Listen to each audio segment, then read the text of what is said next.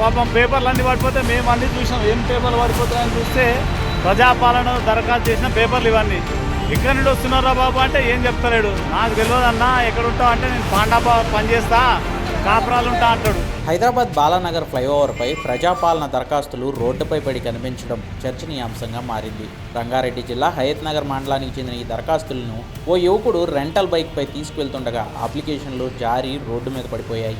అది గమనించిన ఓ వ్యక్తి సదరు యువకుడిని నిలదీయగా పొంతన లేని సమాధానాలు చెబుతుండడంతో ఆ వీడియోను సోషల్ మీడియాలో అప్లోడ్ చేశాడు.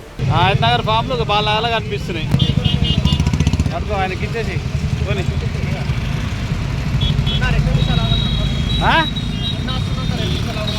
ఎవరు ఏనా ఏం పేరు మరి నన్ను ఎందుకు ఆగమంటారు? హయత్ నగర్ ఫామ్లు ఈడెందుకు కనిపిస్తున్నాయి? ఇది కనిపిస్తే కుక్కడపల్లి కనిపించాలి, ముసపేట కనిపించాలి. अरे देख वहाँ से कहाँ से गिर गया वो क्या है बताओ? रेवंत रेड्डी का स्क्रीन का ये पेपर है।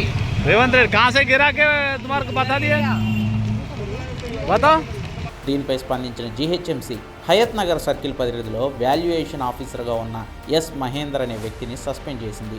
వార్డు 13కు టీం లీడర్గా వ్యవహరించిన మహేందర్ దరఖాస్తులను ఆన్లైన్ చేయడంలో భాగంగా ఇలా రెంటల్ బైకుల్లో అప్లికేషన్లను తెప్పించుకున్నాడని తేల్చి నిర్లక్ష్యంగా వ్యవహరించినందుకు అతనిపై వేటు వేసింది.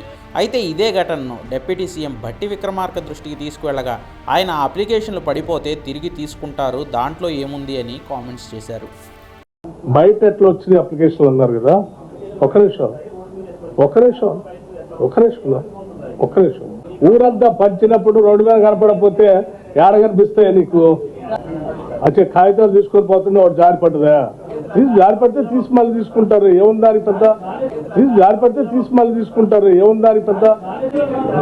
జారీ చేస్తా ఉంటే అప్లికేషన్ లో జారి పడితే తీసుకుంటారు. మళ్ళీ ఆ జారి పడ్డదాన్ని మీరెవరైనా తీసుకొని వాట్సాప్ లో సర్క్యులేట్ చేస్తా అంటే ఇట్స్ అప్ టు యూ.